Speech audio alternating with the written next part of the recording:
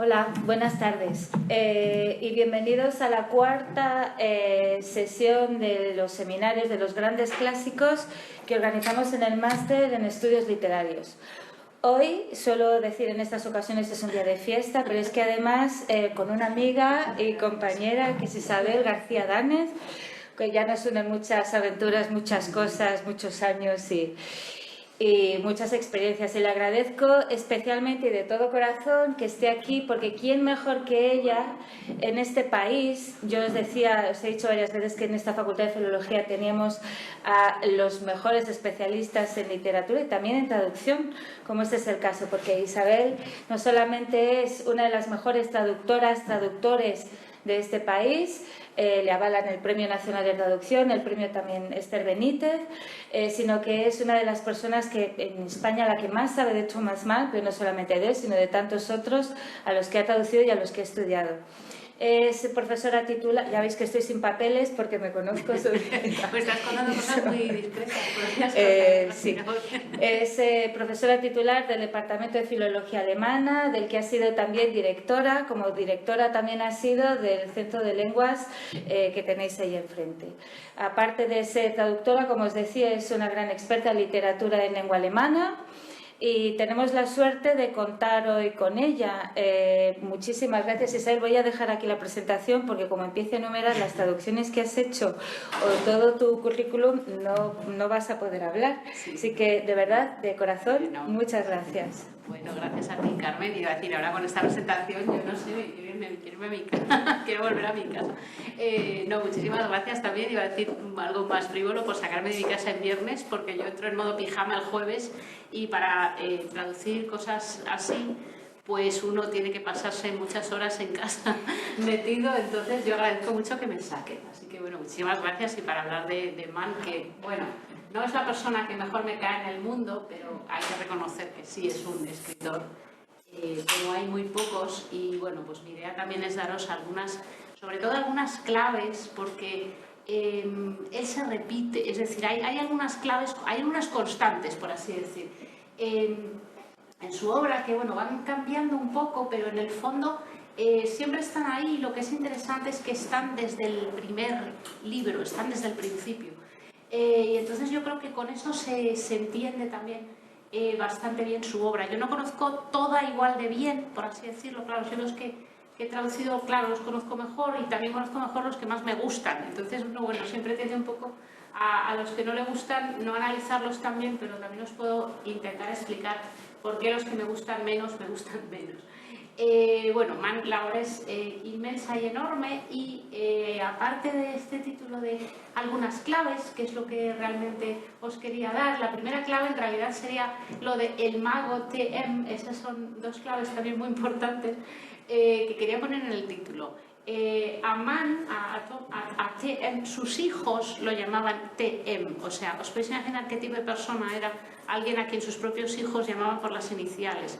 Es decir, bueno, el genio en lo alto de su pedestal, el resto del mundo en otro lugar. No quita la admiración esa distancia, ¿no? Entonces es muy curioso que, por ejemplo, Golo, que además estuvo aquí en la facultad, porque fue hispanista, traductor de Machado y de Cernuda, siempre lo llamaba TM, o sea, sus hijos lo llamaban TM. A él yo me imagino que directamente no se debían dirigir de ninguna manera. Quizá los mayores lo llamasen padre, pero cuando hablan de él nunca dicen mi padre, dicen TM. Y el mago de Zauberer es un apodo que le puso Erika, le puso su hija Erika en una biografía que escribió de él en los últimos años de mi padre. Mann murió en el 54 y la obra también creo que es publicada en el 56, pero recoge un poco los últimos años de Thomas Mann. Se llama Mi padre el mago, Mein Vater der Zauberer. Un poco por esa especie de, bueno, yo creo porque cómo sacaba las historias y el estilo de la chistera. Y bueno, creo que claro, también hay un guiño a la montaña mágica en alemán, que es der Zauberberg, ¿no? Pero bueno, der Zauberer, Thomas Mann, bueno, como sabéis, lo de la magia siempre tiene un elemento bastante oscuro, y es decir, es bastante oscuro, turbio y bastante duro de admitir también para los que vivieron con él. Quería poner esta foto de Erika, que no estoy segura por la edad que tienen, yo creo que ya es suiza, de vuelta del exilio, podría ser los últimos años en California. Erika hizo de secretaria, después albacea, asistente, prácticamente de todo, desde que se exiliaron, y sobre todo tuvo un papel muy importante también en el cambio de Thomas Mann, o sea, en que Thomas Mann saliese de Alemania ya en el año 34. Luego vamos a hablar un poquito de la biografía, pero si Mann se exilió muy pronto, sin ser, bueno, su mujer era medio judía, pero siendo el gran genio en Alemania y, digamos, antes de pronunciarse expresamente contra los nazis, fueron sus hijos, concretamente Erika, le dijo: esto es una dictadura, aquí no se puede vivir. Y estando de gira en Suiza, dijo: bueno, no se puede vivir, en Alemania no se puede volver. Y entonces, efectivamente, si Mann decidió no volver, fue por influencia de Erika, que es su hija mayor, la sensata Erika, y parece ser que es la única persona a la que le hacía un poco de caso. Entonces yo la quería poner ahí, que además es la autora del título, del apodo del Zauberer. Entonces, claves para entender, o trucos de magia, que después de traducir esto, que es como un palmo más o menos, yo ya alguno lo he visto, o sea, algún truco lo he visto, ¿no? Entonces, el tema de Mann, que subyace yo creo que a toda la obra, es la incompatibilidad entre la vida y el arte. De una manera muy general, dicho así, y teniendo en cuenta que esto también es un tema de herencia alemana del romanticismo, o sea, es decir, el que tiene inclinaciones artísticas, pero artísticas al nivel del genio, es decir, el que está tocado por el genio, está tocado en todos los sentidos, en el sentido de enfermo tocado, en todos los sentidos que tiene la palabra en español, es decir, el que está tocado por el arte está tocado, con lo cual no puede tener una vida normal como el resto de los comunes mortales. Esto ya está ahí en el romanticismo. Mann es un poco en quien culmina todo esto, además en el siglo XX y además en el norte de Alemania, es decir, con toda la herencia también de disciplina, de pietismo, de educación en ese pensamiento protestante de servir al colectivo, etc. Eso es una clave importantísima. Y ahora veremos cómo para deshacer eso, o sea, cómo para resolver ese estado del genio que no puede vivir en ningún sitio, por así decirlo, como en el caso de Mann, lo que le sujeta y le permite vivir 80 años entre la vida y el arte, o sea, entre la vida productiva y el arte, por así decirlo, es esa escritura como disciplina vital. Es decir, el tema de la disciplina, no especialmente como tema que aparece a principios de siglo, el problema de los personajes con la disciplina, o sea, la disciplina y demás, eso está muy presente porque también es un tema muy alemán. Pero la idea de la escritura como disciplina, ahora lo vamos a ver como la especie como de disciplina intelectual, etcétera, eso en Mann está muy presente, y de alguna manera él, es decir, el genio lo que necesita es encontrar una disciplina que a su genio le permita agarrarse, no sea opresora, pero sea un agarre, no algo que lo arrastre al abismo, pero tampoco lo apisone, o sea, ahora os lo explico mejor. Pero eso es una clave también, y eso en algún momento Mann le hace, digamos, el clic y siempre hace un poco lo mismo.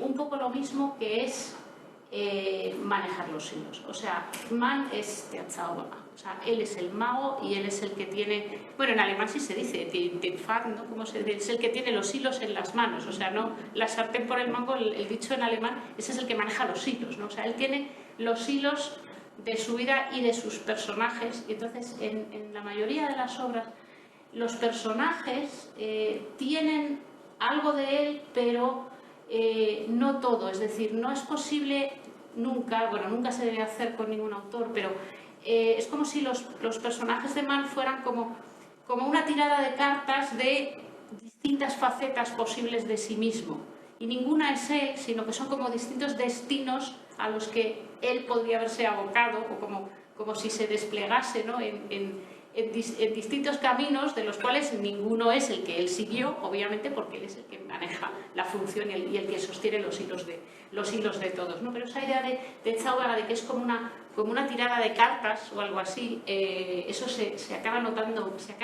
mucho. Es decir, en muchos hay como elementos suyos, elementos biográficos, pero en otro está justo el elemento, la biografía que él no siguió, o la cosa que él veía que donde estaba el peligro y que él obviamente supo no tirar por ahí, pero lo representa. Y también una clave aquí importante es que donde él ve más peligro y donde algo se acerca más a sí mismo y donde algo es especialmente, no sé, doloroso o arriesgado para él, pues a esos les da especial caña, iba a decir, con un término un poco poético, es decir, con esos es especialmente duro y especialmente irónico, lo cual también dice mucho de esa disciplina, ¿no? Donde empieza a haber demasiada carga afectiva es donde también hay más ironía. Algo importante también, que quizá en España no se...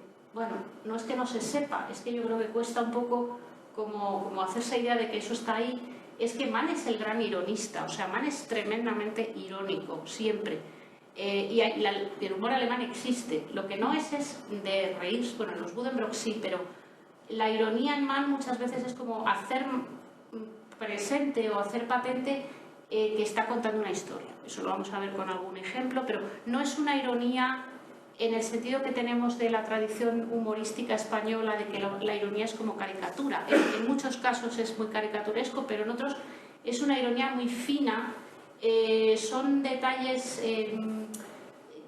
pequeños que, bueno, es decir, en la traducción espero que estén claros, pero durante las primeras traducciones que había, eso costaba mucho verlo y sobre todo, si no costaba verlo, costaba a veces arriesgarse a traducirlo. Y me explico, claro, ahora voy al primer excurso, si quieres que debería hacer un mini excurso, un poquito de traducir a Mann sin extenderme. Claro, no es lo mismo traducir a Thomas Mann en vida, es decir, viviendo él y a poca distancia, que traducirlo cuando lo he traducido yo, que es muchas décadas después y con cientos de materiales, tesis doctorales y de todo sobre Thomas Mann, su época y toda la literatura alemana. Entonces, cuando un elemento parece a lo mejor irónico, decir, oye, esto a mí me parece muy exagerado, esto es caricaturesco.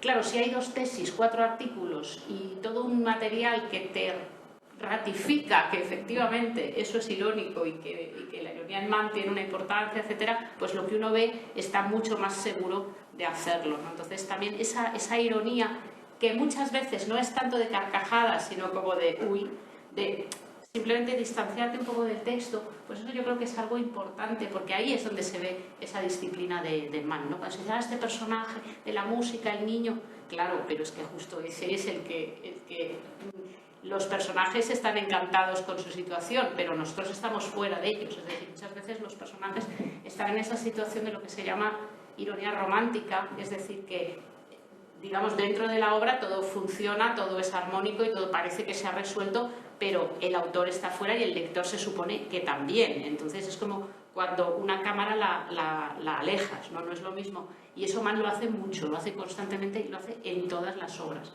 Es como cuando, iba a decir, si tenemos una película y me enfocan a mí solamente pronunciando un discurso o a uno de los personajes contando un rollo sobre la filosofía de Schopenhauer o embelesado leyendo la filosofía de Schopenhauer, si nos quedamos con esa escena podemos pensar efectivamente, bueno, aquí hay una novela filosófica, pero si ampliamos un poco la cámara y en la novela hay un personaje al lado que está haciendo dibujos con el bastón en la nieve y otro que está haciendo pero así, porque esto sale en la novela, o si enfocamos la cámara y yo veo que os habéis dormido la mitad, pues ese discurso adquiere una dimensión completamente distinta, ¿no? Entonces, eso en Mann ahora se ve muy claro, o yo lo veo muy claro, y claro, después de más libros pues lo ves más claro todavía, pero eso es algo que no se veía tanto, digamos, ¿no? O sea, en eso como que ha cambiado también también esa idea de cómo abordamos la literatura alemana, incluso la filosofía alemana. Entonces, en eso Mann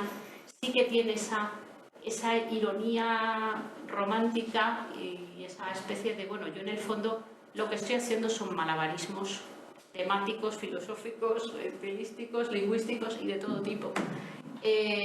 Para mantenerme con vida, por así decirlo, porque en el caso de Mann era así. Entonces, tampoco os creáis que esto es la verdad absoluta, ninguna de las cosas que estoy diciendo, porque en el fondo el personaje es él y el tema es él, cosa que hace que no sea precisamente la persona que mejor me cae, pero no quiere decir que lo haga de una manera genial. Antes de pasar, bueno, aquí tenéis simplemente un poco las obras de las que voy a hablar, que están aquí también, los Buddenbrook, Tony Golda, que es un mini Buddenbrook, porque es una novela muy cortita, que lee muy bien, porque está todo muy clarito. La muerte en Venecia, creo que todo el mundo lo conocerá, y luego, bueno, un poco La montaña, el Faustus y el Felix Kuhn, que es la última novela que él publicó, que en realidad es la primera mitad y nunca llegó a escribir la segunda porque se murió. Pero el Felix Kuhn, que es del 54, tiene algunas claves muy importantes, y lo más interesante de ella también es que es una novela que empezó en 1905. Es decir, cómo es que hasta el Félix, o sea, de alguna manera toda su vida estuvo ahí rondando, y en el Félix hay algún pasaje donde verbaliza la clave y dice, jolín, esto ha tardado 50 años en que apareciese así de claro dicho, pero refuerza un poco esa idea de, como de que todo está ahí desde el principio, y en el fondo está haciendo siempre un poco lo mismo. Aquí tengo un transcurso del día, el Times of Love, que me hace mucha gracia porque, bueno, aparte de la disciplina intelectual en un sentido filosófico, Thomas Mann debía ser un maniático de cuidado. Bueno, no sé si podemos hablar ya casi de obsesión, pero lo de la obsesión por la disciplina, por el orden, por el control, también por el control del cuerpo. Es decir, Thomas Mann era muy dandy, parecía un diplomático, y en sus personajes aparece también muchas veces que ese deseo de controlar absolutamente y tener perfecto el cuerpo, es decir, el dandismo, eso del control del cuerpo hasta el último pelo, en el fondo es un síntoma de alguien que tiene un desorden interior y lo que quiere es controlarlo todo. Entonces hay alguna escena de personajes dandis que son muy graciosos con los afeites y los arreglos y demás, pero es que Thomas Mann era así, o sea, en los diarios y en testimonios sobre él siempre dice que él parecía un diplomático, ¿no? O sea, siempre iba como de punta en blanco, con su traje blanco en California y su sombrero y tal. Y bueno, el día también lo tenía estructurado, él escribió diarios hasta el último día, o sea, hasta el día el día anterior a su muerte todavía escribió diarios. Los diarios de Mann son no sé cuántos miles montones de páginas, y ahí decía absolutamente todo. Entonces se sabe que tenía aquí sus sueños, se levantaba a las 8, tenía que ir el desayuno, hacía una fase para escribir la obra principal en verde, luego mitad, comida puro y paseo, estudio de fuentes y correspondencias, siestecilla, la decían ahí como a las 5, ¿no? O sea, luego cuando llegue vamos a hacer como Thomas Mann, después del Schläfchen, té con la familia, estudio de fuentes y cartas, paseíto, cena, y tela también, Vortrag, lectura en alto de las líneas escritas durante el día a su familia. TM, que tampoco deben tener nada mejor que hacer que sentarse todos después de cenar a escucharlo, con lo cual, claro, sí, efectivamente hay una serie muy buena de los Mann en la que es el actor el que lo dice, pero el hijo dice, bueno, ¿y después qué vamos a hacer nosotros? O sea, claro, si ya nos ha leído lo que ha hecho él hoy y lo que ha hecho es este prodigio, ¿qué vamos a hacer nosotros mañana? ¿No? Pues se debían ir a la cama completamente abrumados. Y luego, recepción de invitados, leer, lectura y escuchar discos, que también esto es muy importante en el caso de Mann. Entonces, bueno, estos serán sus días, y más o menos, salvo alguno que debió estar de viaje, pues lo practicó en Alemania, en el exilio, en California y en todas partes. Bueno, había nacido en Lübeck, aquí tenéis un poco la cuestión biográfica. Entonces, importante, recibió el premio Nobel en el 29, pero importante es que el premio Nobel, que normalmente se recibe por la obra completa, o sea, se recibe la obra de un autor, en el caso de Mann lo recibió específicamente por los Buddenbrook, que es una novela de 1901, que la había escrito con 25 años, y ya había escrito La montaña mágica. La montaña mágica es del 24, la empezó en el 12 y la acabó en el 24, pero el Nobel es por los Buddenbrook, y esto es importante. Es decir, y también tela, alguien que recibe el Nobel por una novela escrita a los 25 años, claro, como para no pensar que es el genio, ¿no? Entonces el problema es, bueno, ¿cómo seguir así? Se exilió a Suiza en el 34, como dije, a instancias de Erika. Desde el 35 vivieron en Estados Unidos, en California, Y de esa época es un discurso que luego se publicó escrito también, en el que dice: la cultura alemana está donde estoy yo. O sea, no me acuerdo cómo es exactamente la frase. Y los exiliados alemanes, que ya se exilian desde el 33, que es cuando suben al poder los nazis, se refieren muchas veces a los propios exiliados, a la existencia en el exilio y al colectivo cultural alemán fuera de Alemania como la otra Alemania. Eso es un término también que es una obra de sus hijos, de Klaus Edeka, la otra Alemania, ¿no? Y entonces, que es la no nazi, o sea, la otra Alemania que no está en Alemania sino en un montón de partes del mundo, pero fuera del territorio alemán. Y entonces ahí Thomas Mann dijo: bueno, Alemania, la cultura alemana está donde esté yo, porque allá donde voy yo, la cultura alemana va conmigo, y esa es la cultura alemana, y lo demás no vale. Entonces, bueno, cosa que también en parte era cierta. Y también como figura representante de la cultura alemana en el exilio en Estados Unidos tuvo un papel muy relevante en lo puesto ahí en Oyentes Alemanes, Deutsche Hörer, que fue un programa de radio de la BBC que se emitía una vez a la semana, en la que él pronunciaba un discurso y hablaba a los alemanes de la otra Alemania, o sea, a todos los alemanes que no eran los de la Alemania nazi. Y fue un programa, o sea, una emisión precisamente de esa cultura alemana, de cómo mantener la cultura alemana frente a la barbarie hasta el año 44. Después, bueno, regresó a Europa, pero no a Alemania, sino a Suiza, y bueno, pues allí falleció en el 55. Y bueno, como la presentación se la voy a dar a Carmen para intercalar las obras con la vida y tal, es que eso es muy fácil de hacer, no me quiero yo detener en eso, sino más bien en las claves que vamos a ir a ver a continuación. Como breve excurso de traducir a Thomas Mann. El problema de traducir a Thomas Mann, aparte del gusto por las novelas de más de 1000 páginas, no es como se dice muchas veces, es lo de que hace frases muy largas y que no pone puntos. Bueno, eso es así, pero eso lo hacen muchos alemanes y eso en español se puede hacer. La dificultad de Mann es que, la genialidad de Mann, bueno, veis que lo he marcado así en colores, la genialidad de Mann es que es absolutamente preciso, absolutamente, o sea, es muy sensorial, ahora lo vais a ver, que capta a la perfección la esencia de las cosas, pero también la apariencia, el sonido, el olor, el estado de ánimo, la forma de movimiento, es decir, capta una cantidad de detalles impresionante en un mínimo de palabras, con una elegancia y con muy pocos elementos y de una manera muy neutral. Es decir, Mann no es nada farragoso en alemán, hace frases muy largas, pero Mann no es farragoso, y en alemán es clarísimo. Es decir, lo primero que me encargaron a mí, yo tenía un poco el miedo de no entender lo que quería decir. Y Mann en alemán es, bueno, hay que saber alemán, claro, pero Mann es transparente. O sea, si sabes alemán es clarísimo. El problema es ponerlo en español sin que parezca un tratado de Schopenhauer. Y esta frase, he cogido una frase, como tienen muchas, que es sencillísima sintácticamente, e incluso sin saber alemán se va a entender, y el problema es cómo poner eso en español. Entonces, esto nada, simplemente son dos niños que están mirando un tren, ¿no? Entonces, vieron cómo el tren, ¿qué hacía? Esto es el verbo, ¿no? Vorüberpuffen. O sea, en español no existe ninguna de estas construcciones, no existen casi verbos onomatopéyicos, y menos con un prefijo delante. O sea, puffen sería un verbo que, como su nombre indica, pues es hacer lo que hace el tren. Vorüber es de pasar, o sea, pasar haciendo pf. Pero ¿cómo pasa? Mit plump, plump también es onomatopéyico, es como patoso, como torpón, Y luego, Eilfertigkeit, que es un sustantivo, este es el sufijo sustantivo, fertig con Eilfertig, Eile es prisa, o sea, es la capacidad o la disposición a darse prisa. Entonces, ¿qué me está diciendo? Que el tren está muy dispuesto a darse prisa, claro, porque quiere correr, pero es un tren. Y entonces, pues es patoso y es torpón, y tiene ganas, pero no. Y pasa haciendo... Y nada, esto es una tontería, estos son dos niños que están viendo pasar el tren.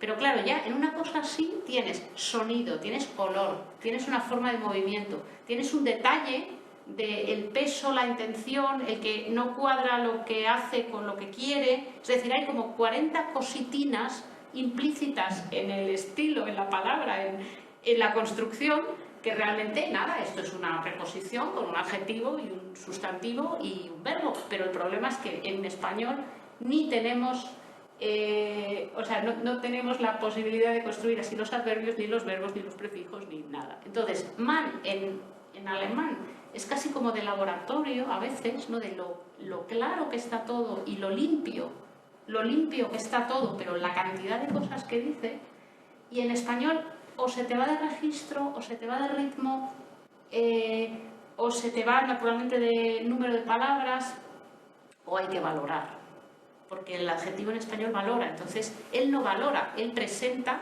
pero claro, como es tan fino, pues el problema es ese, ¿no? El problema es un poco esa como agudeza tremenda, que es casi como de precisión de cirujano. Entonces muchas veces también a veces juega con el ritmo, con cosas, y claro, lo difícil es como realmente esa disciplina también que él tiene de que no hay ni una sola palabra de más en las 1000 páginas, ¿no?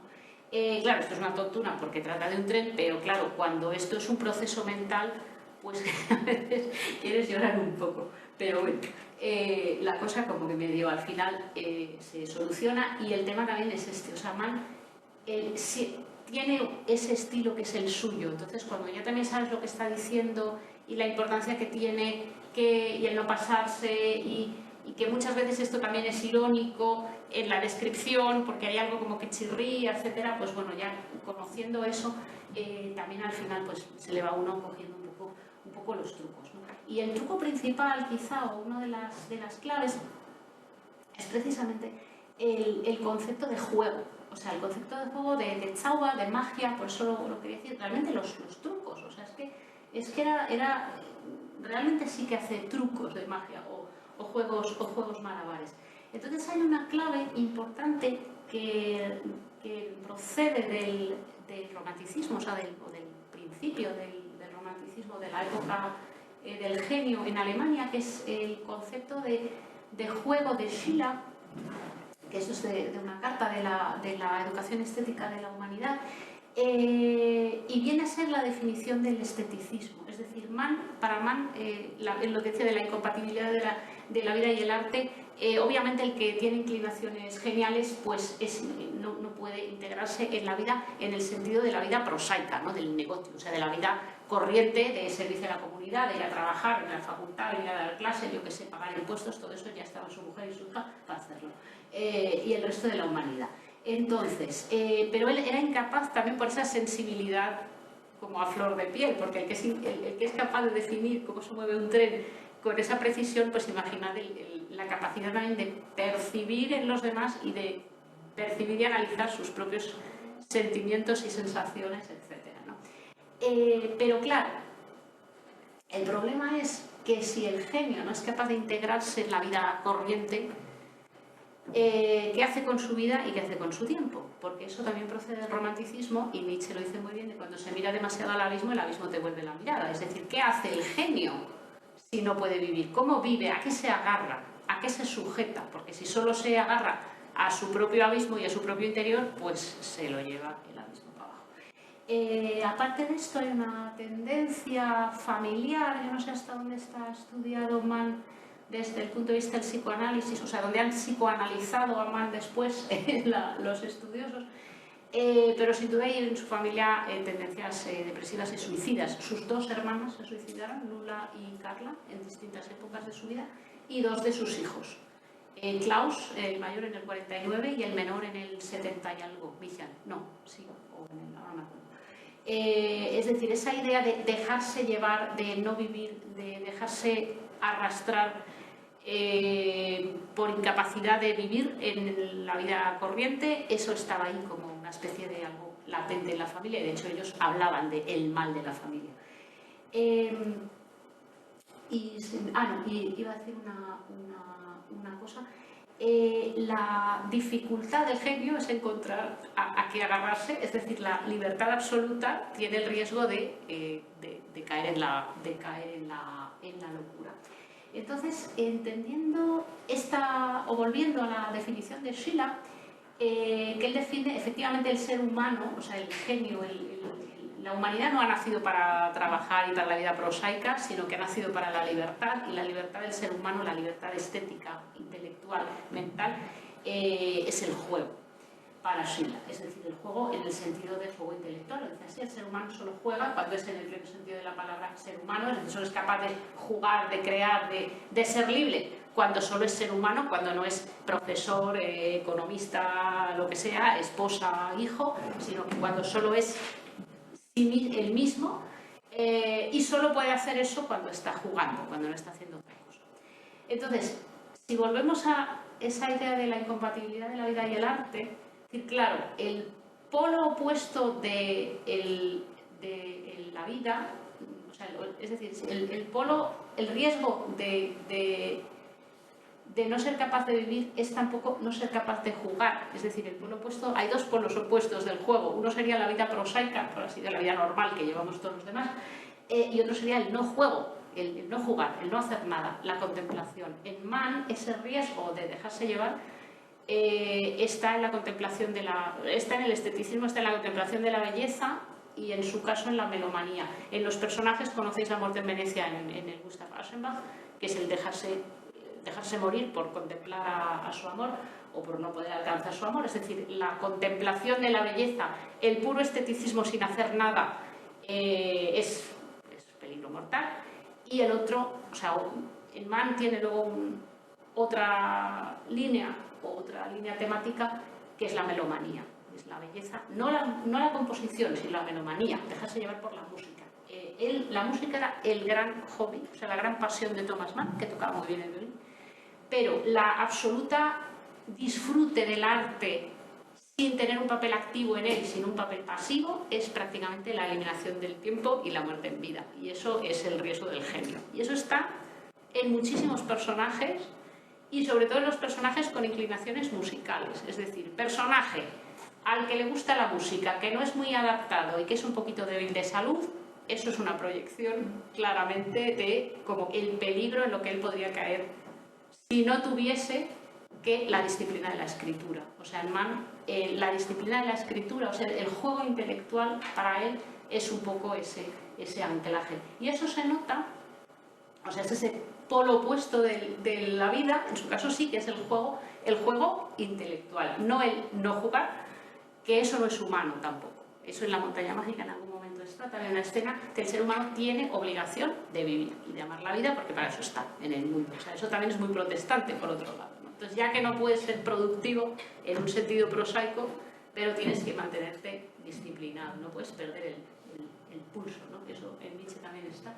Y está en un montón de obras y de textos, y bueno, al final, resumiendo mucho, eso está como latente en todas partes. Entonces, para ver eso, vamos a hacer una pasadilla rápida por algunos de esos personajes centrales, de las obras centrales, que dentro de cada novela esto pasa, pero si recorremos así un poco todos, pues vemos cómo está esa tirada de esos personajes a los que corren un destino mucho más trágico que el suyo, que consiguió agarrarse a la escritura y salir adelante. Con otra diferencia, que Thomas Mann era un genio y lo sabía, y digamos que supo cómo jugar con su genialidad, y sus personajes nunca lo son. Y eso también es importante. O sea, sus personajes, como él, tienen inclinaciones hacia el arte, tienen problemas a veces de salud, ciertas debilidades, son dandis, por lo general, necesitan la disciplina del cuerpo,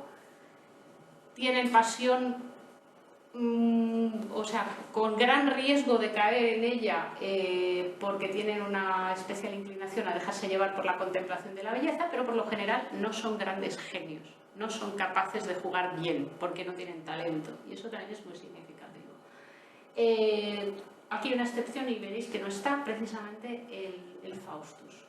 No está el Doctor Faustus, porque hay la única novela o la novela en la que el tema no es tanto el problema entre la vida y el arte, sino la influencia del demonio, es el Faustus. Y el demonio es el nazismo. O sea, el Doctor Faustus, que es del 43, ahí hay otra temática también por su contexto, y entonces ahí el conflicto no es tanto la incompatibilidad de la vida del arte, sino el pacto con el demonio. O sea, es muy clara ahí esa diferencia y hay cosas muy en común con la ironía, etcétera, pero este tema como de que los personajes de alguna manera son esas proyecciones débiles, no está. Y de hecho el Aschenbach es un músico talentoso, ¿no? O sea, que curiosamente...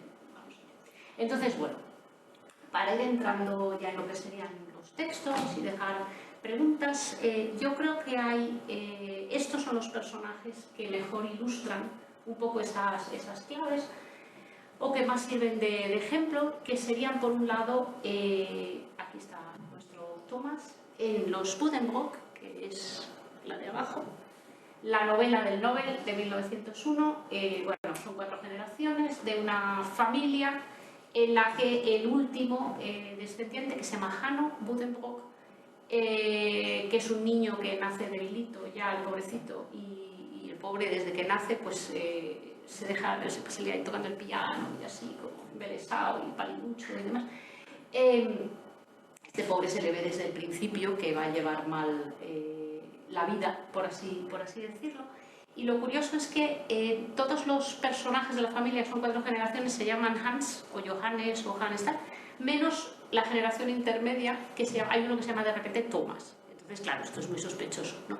Entonces, el autor está como desplegado entre el padre Thomas y el hijo Hanno. Entonces el padre es el que consigue mantener la disciplina de la empresa familiar y las buenas, la buena apariencia y las buenas maneras y no sé qué, y es muy dandy y está siempre como con la máscara de la perfección, pero cuando se da la vuelta y nadie le mira se le cae la máscara entera y hay una escena preciosa en la que eso aparece mucho.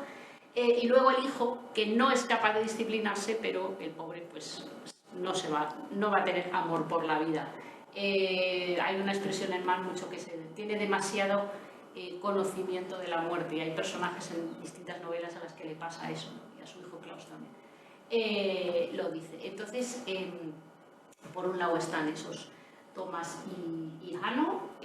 Hanno le gusta muchísimo la música, pero lo que toca, el niño que toca como si, bueno, fuese está el éxtasis, lo que toca es como de primero de piano. Entonces, claro, no cuadra el éxtasis del niño, bueno, el éxtasis del niño sí, pero claro, el que está fuera, cuando lees y si sabes o te explican qué es lo que está tocando, ya ves esa ironía romántica. Y bueno, si este niño está aquí a punto del éxtasis con una cosa que, vamos, son 2 arpegios, una escala, uno ya ve que eso chirría, ¿no? Pero es ese gran peligro de el niño que no... Claro. Y por generación, digamos, Hanno coincide con Thomas. O sea, que al final el que se llama Thomas es el padre. Luego vemos algunos ejemplos.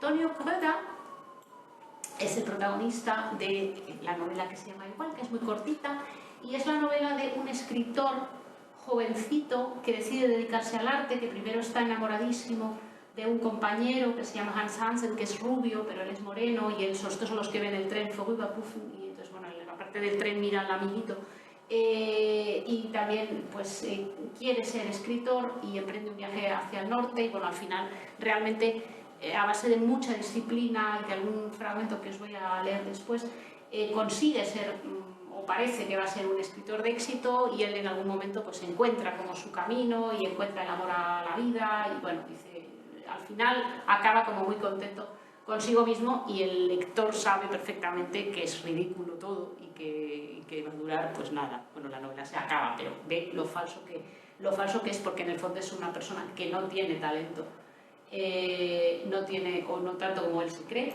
es decir, es una especie también de proyección un poco caricaturizada del autor. Y Gustav Aschenbach, que es el protagonista de La muerte en Venecia, es que Gustav Aschenbach es como Tonio Kröger de mayor, porque Gustav Aschenbach es un escritor mayor que ha tenido mucho éxito, que ha vendido mucho, etcétera, pero en el fondo no tiene absoluto talento, sino que todo ha sido un poco a base de trabajar, de escribir, y en el fondo él lo sabe y él se deja arrastrar por esa belleza. Entonces son 2 obras como muy complementarias, muy lindas, porque uno es como el joven y el otro es como a lo que llega a ser de mayor, y en el fondo pues los 2 van mal, ¿no? Y bueno, Gustav Aschenbach se desarrolla en la playa en Venecia, con la idea del mar, que tiene mucha presencia en Mann también, y el otro es El mar del norte, pero hay con muchos paralelismos, son dos obras que es muy bonito estudiarlas juntas, porque tienen como muchos puntos en común y con las otras. Y luego, Hans Castorp estaría en medio. Bueno, Hans Castorp tampoco, lo he dejado aquí un poquito fuera, porque es el personaje precisamente de La montaña mágica, que tiene una peculiaridad que se llama Hans, y Hans es el nombre de los cuentos. Entonces Hans es como el personaje, o sea, es Juan, es el personaje del cuento al que le van pasando una serie de aventuras en la montaña. Entonces este tiene menos de Mann, o sea, tiene menos del autor, porque no es el protagonista único, pero es la idea de te voy a contar un cuento, que luego vamos a ver al principio y está más claro, esa idea de esto es un cuento que te voy a contar yo, autor, que también salgo en la novela. Por eso lo he dejado aquí fuera.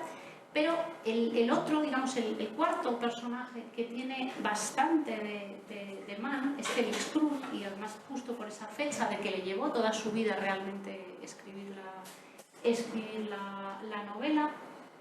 Y Felix Krull, que bueno, está traducido y está siempre puesto como el estafador, porque se supone que es la primera parte de una novela de la que nunca escribió la segunda parte, y que ha estado en la cárcel y ha cometido una estafa, es decir, sería mejor el impostor, pero se dice muchas veces que es un estafador profesional, pero en realidad la estafa no llega nunca porque no está en la novela. Pero precisamente el impostor, el gran talento de Felix Krull es que tiene una voz muy bonita, pero es capaz de imitar las voces de otros. Es decir, Felix Krull es un impostor, adopta distintas identidades, y su gran talento y sus estafas y sus aventuras es que él es capaz de asumir identidades de otros y bueno, de falsearles la letra y todo, pero sobre todo de cambiar de voz, de falsear la voz, de asumir la voz de otros y de disfrazarse, pero con el cuerpo entero. La voz es el órgano, es como la huella dactilar, no hay dos voces iguales. Entonces lo de cambiar de voz es una metáfora estupenda de qué es lo que hace el autor, cómo se disciplina. Pues lo que hace es cambiar de voz, es poner voces, ¿no? Es imitar distintas voces, y el que controla y es capaz de cantar todas las voces, por así decirlo, pues es el que va a conseguir al final salir adelante. Entonces, claro, si vemos las fechas, pues también cuadra bastante, como que Mann realmente hasta el final no lo verbaliza eso, ¿no? Porque yo creo que lo intuye, pero no, como que no lo acaba de poner. Y entonces, bueno, vamos a ver, si queréis, algunos ejemplos de estos elementos de los textos, y así pasamos luego un poco a preguntas o a detallar o a profundizar más, porque creo que sin hablar así de las novelas de todas, pues mejor es o leer la que a uno le apetezca, si apetece finita, Antonio Trueba. A mí mi novela preferida absoluta es Los Buddenbrook, creo que todo está en Los Buddenbrook, creo que todo está ahí, en 1901, y no que se pudiera haber ahorrado a las demás, pero todo está en Los Buddenbrook, o sea, todo lo que viene después y desarrollado, pero está en Los Buddenbrook. Entonces lo que tengo son algunos fragmentos de textos que me parecen especialmente representativos o relacionados con esas claves de lectura, de juego intelectual, de naturaleza especial y demás. Voy a leer, para no demorarlo demasiado, un poco lo que está marcado, como tenéis luego la presentación, etcétera, pues se puede ir siguiendo, y claro, luego habría que ver cada una dentro de su contexto y lo demás, pero yo creo que así creo que se remata mejor. Esa idea de la diferencia entre naturaleza y arte está en casi todos, y es muy curioso porque además incluso Mann hasta a veces repite las mismas palabras. O sea, cuando eso se te das cuenta si lo has traducido y te ha dado la guerra lo mismo, y dices, pues esto yo ya lo resolví en algún momento. Utiliza a veces las mismas palabras para referirse a sus personajes. Entonces Gustav Aschenbach, que es el de La muerte en Venecia, que quizás es el que más conozca a todo el mundo, está tocado. Dice, bueno, el arte es vida potenciada, engendra en el artista cierta hipersensibilidad refinada, un cansancio y una curiosidad nerviosa. O sea, esa idea de que el genio no puede consigo mismo. Eso está ahí en el Aschenbach. Pero en Felix Krull dice, en cualquier caso, el niño, este ya está contado en primera persona, por cierto. En cualquier caso, dice, bueno, este tipo de dones individuales suelen ser cosas inestimables, que tan solo pueden determinarse por sus efectos muy difíciles de describir con palabras, incluso poseyendo un talento extraordinario. En cualquier caso, yo no podía ignorar que estaba hecho de una pasta más noble, como suele decirse, tallado de una manera más fina que los demás. Y aquí no temo en absoluto el de ser autocomplaciente, bueno, allá pues, para hacer valer la verdad, repito que estoy tallado de la manera más fina. Esto es muy irónico todo y después, pero de alguna manera esa idea de yo estoy tocado, yo soy de otra pasta. Y Antonio Cuega también está, empiezas a sentirte, es decir, en el Félix ya es como al revés, ¿no? Él está encantadísimo con eso y lo tiene superadísimo y al revés, y se ríe de todo el mundo, y Antonio Cuega y en Gustav Auerbach todavía es un motivo de trauma y de sentirse mal, pero lo que le pasa es lo mismo. Dice, empiezas a sentirte marcado en inexplicable contradicción con los demás, con lo normal, con lo que se supone en orden, el abismo de ironía, descreimiento, rebeldía, comprensión del fondo de las cosas y sentimiento que te separa de las personas se hace cada vez más y más profundo. Te encuentras solo y a partir de ahí no hay entendimiento posible. Qué terrible destino. Bueno, te suponiendo el amor, no sé qué, te sientes la marca de tu frente y notas que a nadie le pasa desapercibida. Esto, hermano, además está muchas veces con los personajes morenos y rubios. Los marcados casi siempre son morenos. Él era moreno, su familia, su madre era medio brasileña y su hermano, Heinrich Mann, era rubio, de ojos azules. Entonces siempre tiene esa cosa de lo exótico, el elemento que viene de otro sitio, el que tiene algo oscuro en su cuerpo. O sea, hay todo tipo de metáforas y cosas, pero es esa idea de la marca, ¿no? Y dice, bueno, es lo que la extrema sensibilidad con respecto a sí mismo, unida a la falta de un papel que interpretar importante, de una función artística, traían consigo para aquel artista total a la par que hombre empobrecido de tanto ser humano. Un artista, un verdadero artista, no el que ejerce el arte como profesión burguesa, sino el que nace predeterminado y condenado a ello, se reconoce entre la masa sabiendo mirar con un mínimo de agudeza.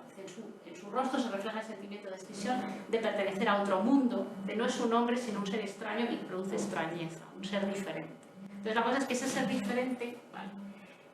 ¿Cómo se consigue disciplinar, ¿no? Y bueno, tiene muchas páginas para explicarlo. El ser diferente, muchas veces, con genio o sin genio y demás, tiene también una debilidad física.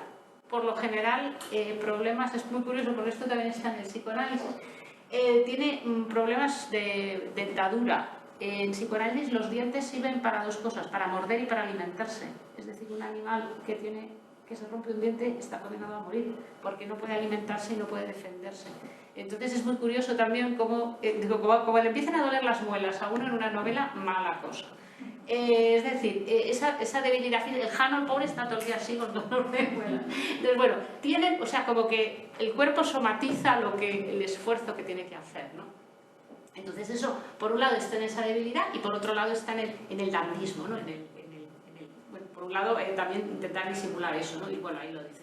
Leo uno. Dice, la misma medida en que se debilitaba su salud, se agudizaba su sensibilidad de artista. Se volvía cada vez más exigente, más selecto, más exquisito y refinado, más susceptible ante lo banal, delicado hasta el extremo. O sea, princesa guisante. Luego ahí dice, aturullado y agobiado y tal, pero no, se aseó, se lavó y afeitó con el máximo rigor. Se vistió tan limpio y atildado como si fuese a hacer una visita en alguna casa ilustre, que tanto se vestía con parsimonia, prestaba oídos al angustiado latido de su corazón. O sea, claro, él tiene la disciplina de la escritura y sus personajes que no tienen tanto talento tienen la disciplina de los afeites, ¿no?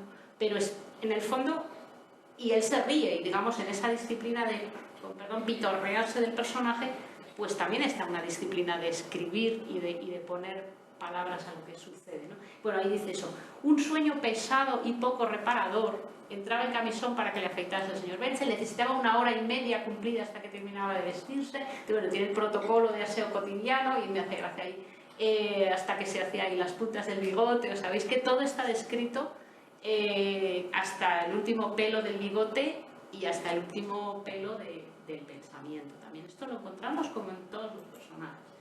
Que está ahí, y claramente esos enfermos, o sea, veis que va un poco uniendo una cosa a otra. A esos personajes que ya de por sí están tocados y ya están como predestinados al abismo y al hastío, pues efectivamente lo que les sucede, a la mínima cosa que les pase en la vida, se van a dejar arrastrar. O sea, en cuanto el personaje, bueno, el de la montaña mágica, primero queda atrapado por la montaña, por el sueño, por las aventuras que vive, luego por el hastío, luego veremos también por la música, y bueno, luego está ya la guerra y decide irse a la guerra, pero al final está muerto en vida. En el fondo, pues a la mínima que les pasa, no saben salir adelante. Bueno, si queréis, Antonio tiene aquí, habla de una melancolía irremediable, pero como su corazón estaba muerto y vacío de amor, pues poco más o menos que también se quería dejar morir, luego se arregla un poco la cosa. Pero habla también esto, ¿no? De así, sin asideros, a merced de la atracción de dos polos radicalmente opuestos, una espiritualidad de hielo y un ardor de los sentimientos, acabó llevando, pese a los remordimientos, una vida agotadora, disoluta, de pura distorsión y fuera de lo común. Pues este se deja llevar casi por el trabajo compulsivo, y al revés, Hanno Buddenbrock se pone malito y dice el tifus, o sea, esto es casi un texto médico, dice el tifus, lo que sucede es que si la persona tiene ganas de vivir, cuando llega a su máximo pico de fiebre, si la persona tiene ganas de vivir, vive, y si la persona no tiene fuerza vital, morirá, y es lo que dice aquí, y luego no dice más, luego salen ya todos de luto, pero lo dice, la vida llama al enfermo, el enfermo aguzará el oído un instante para escuchar esa llamada clara y alegre. Si algo despierta en su interior cierta sensación de estar escabulléndose cobardemente de sus obligaciones, que es vivir, cierto sentimiento de vergüenza, de energía renovada, de valor y alegría, de amor y de pertenencia a este mundo bullicioso, burlón y brutal, que había dejado a sus espaldas, no importará cuánto haya avanzado ya por el sendero extraño y febril, dará media vuelta y vivirá. Dice, y no, está claro, morirá. No nos ha dicho más, pero con todo lo que ha sucedido, en este caso se sabe que ese personaje pues va a morir. ¿Cuál es la salida de todo esto? Pues es el arte, el juego y el arte como disciplina, que como decía, el man funciona, o sea, en él personalmente el man funciona, el Félix Krull, el personaje que imita voces, funciona, sale adelante, y tengo luego una cita ahí que lo dice, y en los otros, por lo general, no. Gustav Aschenbach, bueno, dice, tiene una necesidad extrema de disciplina, pero sabemos que se queda ahí frente al mar en Venecia. Tonio Croida igual, dice, no trabajaba como quien trabaja para vivir, sino como quien no desea más que trabajar porque no se valora en lo más mínimo como hombre vivo, como un actor sin maquillaje que no es nada mientras no tenga nada que representar. Es una bonita imagen también de la escritura, o sea, él escribe mientras tengas algo que contar, si no, como ser humano, es también la muerte del autor. Dice, siendo conscientes de que las obras de calidad únicamente nacen bajo el peso de una vida de tormento, de que quien vive no trabaja y de que hay que estar muerto para ser un verdadero creador. Es que esto lo dice Thomas Mann en 1910. Es decir, lo de la muerte del autor ya lo tenía de muy joven, muy claro, y precisamente lo que funciona es tener un papel que representar, ¿no? Aquí, bueno, lo dice Antonio, pero el Félix lo dice, ¿no? Y siempre, a juicio de todos, ofreció un ejemplo inmejorable del tipo de personaje que estaba interpretando, y dice, cuando dejaba de interpretar, dice, volví a ponerme mi ropa de diario sencilla y anodina, me invadió una tristeza y una nostalgia incontenibles y el aburrimiento infinito. Mientras no tengas un papel que representar, pues la cosa pinta mal. Y para terminar, del arte de controlar el tiempo y el peligro de perderlo, he puesto esta imagen de Thomas Mann frente al gramófono. Él se sabe que era un gran melómano, de esto hay muchísimo material si a alguien le interesa. De hecho, incluso hay una biografía con sus discos favoritos y comentarios musicales, y hasta se pueden escuchar, o sea, hay como de todo. Y como decía, el gran peligro del esteticismo y de la contemplación del arte es precisamente esa idea de perder el pulso vital, perder el ritmo, o sea, perder el tiempo, ¿no? La música, que Mann sabía mucho, también era violinista y tocaba muy bien y sabía muchísimo de teoría musical, y utiliza también recursos musicales técnicas musicales en su escritura, pero era también muy consciente de que la música es arte en el tiempo, es decir, la música transcurre en el tiempo, la partitura no es la música tiene su propio tiempo, cuando suena sonó, es decir, desarrolla en el tiempo, con lo cual implica que tiene su propio tiempo y absorbe el tiempo real, es decir, la obra musical no es como un cuadro que se puede contemplar y dejar de contemplar. La obra musical, si se escucha seguido, por así decirlo, ¿no? Y te absorbe y tiene su propio tiempo.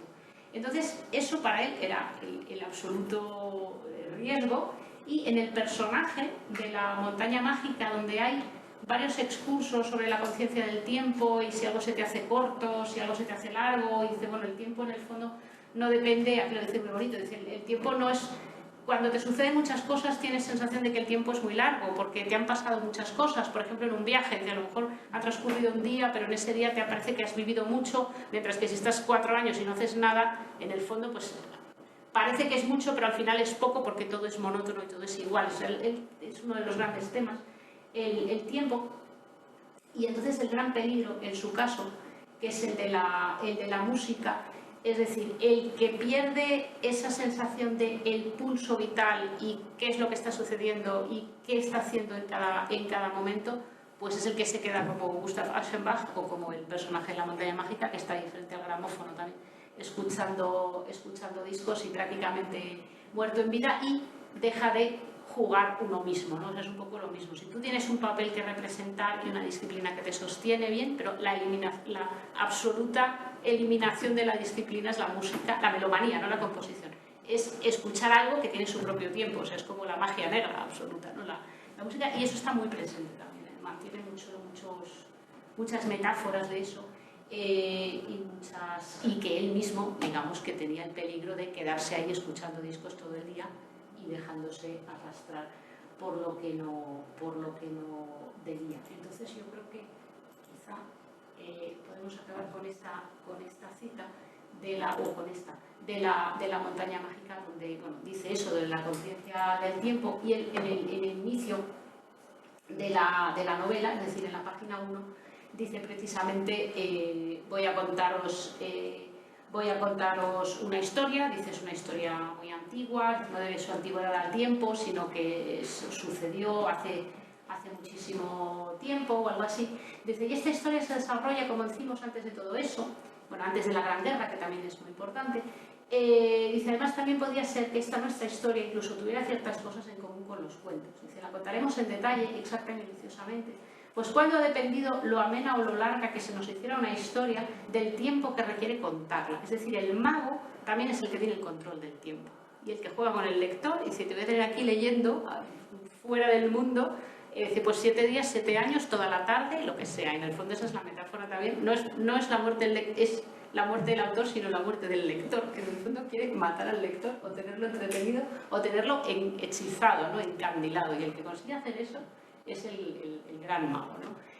Dice, al contrario, sin temor al reproche de haber sido meticulosos en exceso, como él dice, nos inclinamos a pensar que solo es verdaderamente ameno lo que ha sido narrado con absoluta meticulosidad. Palabras de alemana que juega con kurzweilig, langweilig.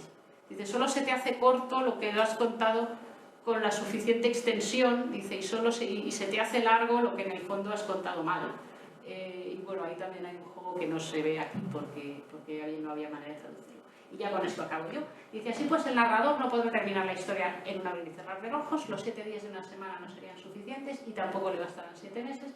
Lo mejor será que no se pregunte de antemano cuánto tiempo transcurrirá sobre la Tierra mientras la historia le mantiene aprisionado en su red. Eso es lo que él quiere. Dice, Dios mío, tal vez sean incluso más de 7 años, que es lo que le pasa al personaje, es lo que él quiere hacer con el lector. Dice, dicho esto, comencemos. Esa es la página 1 y 2 de la novela, y luego siguen las 1000 que se te pasan ahí como en un suspiro, por así decir, y es esa idea, ¿no?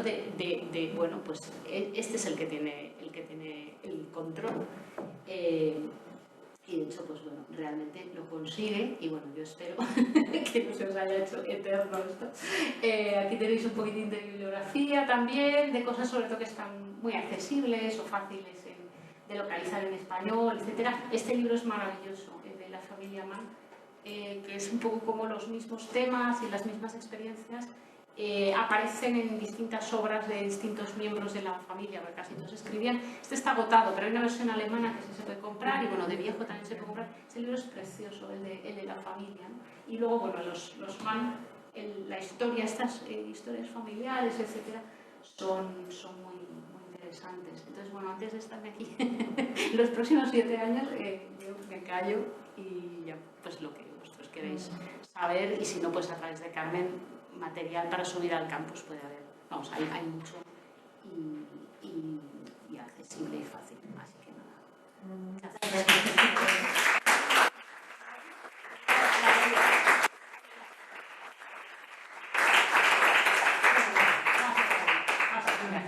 Le dejamos aquí. aquí controlando. Muchas gracias por esta conferencia que ha sido 4 en 1, es decir, Mann, la traducción, la interpretación de Mann y, bueno, también las fotografías y su concepción del tiempo. Muchas gracias. Que os bigote. Seguramente habrá alguna pregunta, algún comentario. Sí. Bueno, muchas gracias, Isabel, por la conferencia. Te quería preguntar si conoces una novela que ha salido muy recientemente, en 2022, que es sobre la historia, la vida de Thomas Mann, que es de un escritor irlandés. La de Tolkien, sí, es buenísima. Es buenísima, es que la acabo de terminar buenísima. de leer y me ha parecido... Es muy buena, sí. Y habla bastante de la personalidad o la tendencia sexual un poco... una tendencia homosexual en Thomas Mann, no sé qué... Sí, lo que pasa es que sí. Lo que pasa es que en su caso es contemplativa, es decir, que se sepa, nunca llegó a conocimiento físico, por así decir.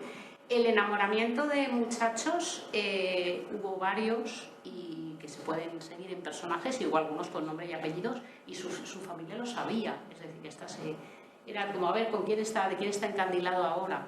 Es decir, en su caso coexiste también esa contemplación. Era, por otro lado, tremendamente burgués, tremendamente conservador, padre de familia. En alemán han llegado como de José y sus hermanos, el alimentador, el sostén de toda la familia, los hijos, al final el hermano también en el exilio, etc.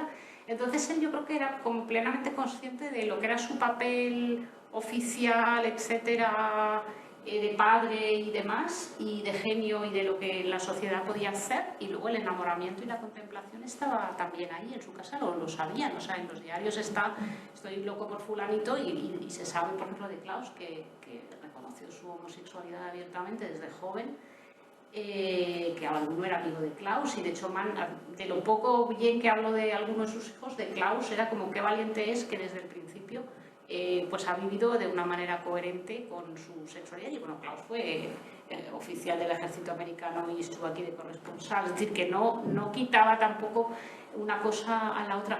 Hay que pensar, yo creo que en la época, claro, después ya no en la Alemania de los 50, pero en los años 30 eran mucho más modernos que ahora con todas estas cosas, o sea que en su casa lo sabían, y la cosa es que en Mann nunca es algo como que haga peligrar la estructura de la familia, que era algo como ahí, una columna, entonces no peligraba ni la estructura de la familia ni su disciplina vital, al revés. O sea, antes estaban los jovencitos por ahí también en el jardín de ellos, o sea que sí, yo creo, o sea, se nos hace un poco extraño también, pero bueno, yo creo que como lo que es esa parte del genio de la escritura es que está como en otra dimensión, o sea, en lo privado es que está viendo un poco también a veces lo del día y todo eso. O sea, es como otra dimensión, igual que luego hay los Mann, la serie que es muy bonita también. Una de sus hijas pequeñas decía, bueno, yo con mi padre no hablé nunca, o sea, que se le ponen como los pelos de punta, ¿no? ¿Cómo tú puedes vivir con...?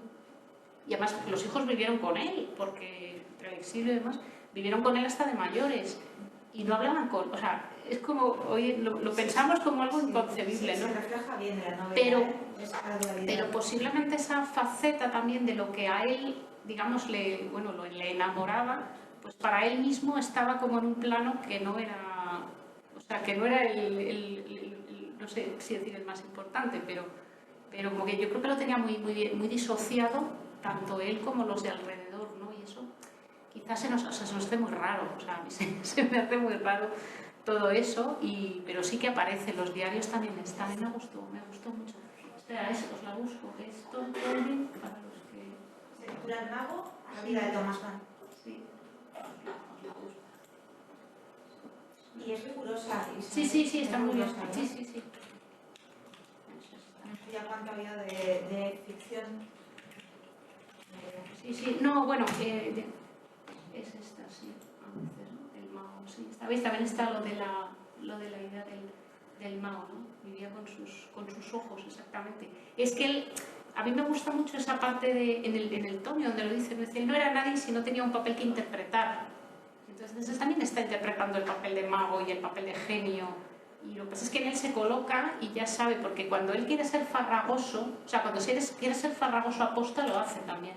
O sea, yo creo que hay pasajes como que se parodia a sí mismo. Y eso también es muy significativo. Tú te estás parodiando en tu propia estupendez, o sea, es una cosa muy curiosa. Y sí, es muy curioso. Sí. Está muy bien, a mí me gustó mucho. Sí, creo que había más preguntas, ¿verdad? ¿Tú tenías una o me he confundido? No. Pues bien, perdón, pues era eso. ¿Qué le parece la obra de Heinrich Mann, su hermano? Porque maravillosa. Del ámbito cultural del que provengo yo, algunos críticos suelen decir que el profesor Unrat, creo que así se llama en español, Sí. Está escrita al mismo nivel que algunos de los textos. Totalmente, es maravilloso. Yo tengo, bueno, esto ya seguís grabando. Yo tengo en mi estantería 2 fotos, a Klaus y a Heinrich. A Klaus Mann y a Heinrich Mann. Es maravilloso, Heinrich Mann es absolutamente maravilloso. El de Untertan, el súbdito y el profesor Unrat no tienen nada nada que envidiar, por así decir. Es verdad que bueno, por la postura política también fueron muy distintos en su época y ellos estuvieron también enfrentados. La recepción es muy distinta. De hecho, en la época de jóvenes el que tenía más éxito era Heinrich en Alemania. Y en esto influye también mucho el tema del exilio. Mann se exilió también a través de los Pirineos, por cierto, a pie, con Golo, por Cataluña, por donde Benjamin también. Se exilió y estuvieron todos al final juntos en los Estados Unidos, pero Heinrich nunca consiguió aprender inglés y entonces no tuvo ninguna acogida en la posteridad, ni en Alemania entre los exiliados, ni en Estados Unidos, ni después.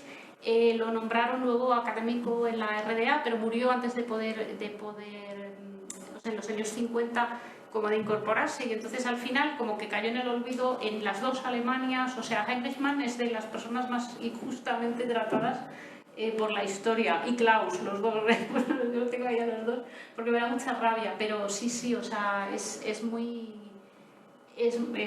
igual de bueno, por así decirlo. Es verdad que la ironía es mucho más dura, la de la época, y tiene como más rasgos culturales. O sea, yo creo que en España es un poco más difícil de entender, a veces quizá, aparte del mito de Thomas, etcétera, de entender a veces referencias de Heinrich, porque hay que conocer muy bien la cultura alemana del momento, y después la obra posterior, el Enrique IV, o sea, lo escrito en el exilio no llegó, está traducido, pero no, y está ahí un poquito mal tratado por la historia.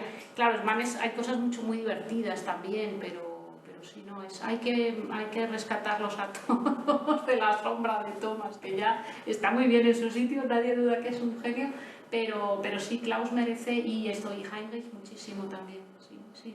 Yo creo que en Alemania está un poco mejor tratado pero en España es verdad, está todo traducido, pero muy poco, es verdad que se lee poco.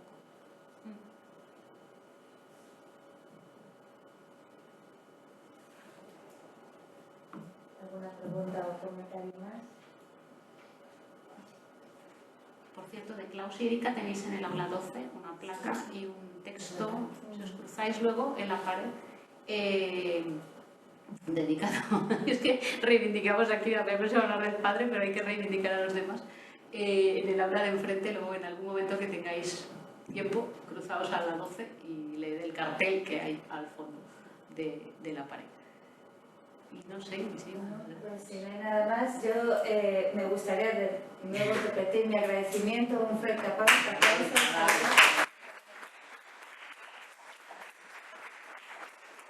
Quiero recordar que de todas formas en la página web del máster tendréis la grabación de Esto no pues, sé si me... gracias de nuevo. Es viernes y ya está. Pues nada, muchas gracias a ti.